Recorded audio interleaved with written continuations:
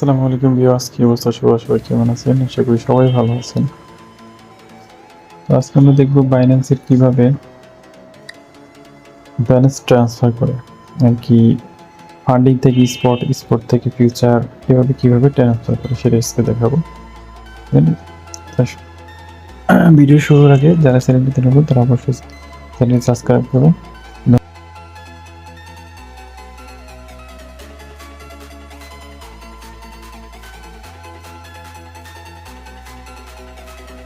ধন্যবাদ সবাইকে। চলুন ভিডিওটা শুরু করি। বাইন্যান্স আসার পর প্রথমে চলে যাবেন ওয়ালেটে আসার পরে যেহেতু আপনি ট্রান্সফার করবেন সেটাই ট্রান্সফারে চাপ দেবেন। ট্রান্সফার ক্লিক করার পর আপনি কী করবেন, যেহেতু আমি ফান্ডিং থেকে স্পটে নেব, কী নিব স্পটে বিটিসি নেব। এখানে দেখেন মার্ক করা আছে, এখানে কিন্তু বিটিসি দিয়ে আছে। আমি যেহেতু বিটিসি দিই না, আমি কী করলাম ইউএসডিটি নেব। যেহেতু আমার ইউএসডিটি আছে সেহেতু ইউএসডিটি নেব। তো ম্যাক্সিমাম দিলে কী হবে, $130 আছে, $130 হয়ে যাবে। যদি আপনার কম নিতে চান কম নিতে পারেন। ধরেন আমার $130 আছে, আমি $130 নিব।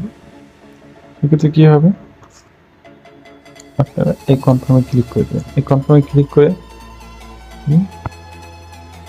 এর সাথে সাথে দেখেন যে আমার স্পট ব্যালেন্সে এখানে আমার কিন্তু ফান্ডিংটা এখন ফাঁকা। কিন্তু আমি যখন স্পটে ক্লিক করব, এই দেখেন এই যে স্পট ব্যালেন্স, এটা হচ্ছে ফান্ডিং ব্যালেন্স, এটা হচ্ছে ওভারভিউ। দেখেন আমার স্পটে কিন্তু $130 চলে আসছে। বুঝছেন? তো এইভাবে সহজেই আপনারা ফান্ডিং থেকে স্পটে নিতে পারেন। ধন্যবাদ সবাইকে, সবাই ভালো থাকবেন। অবশ্যই লাইক করবেন এবং শেয়ার করবেন। আসসালামু আলাইকুম।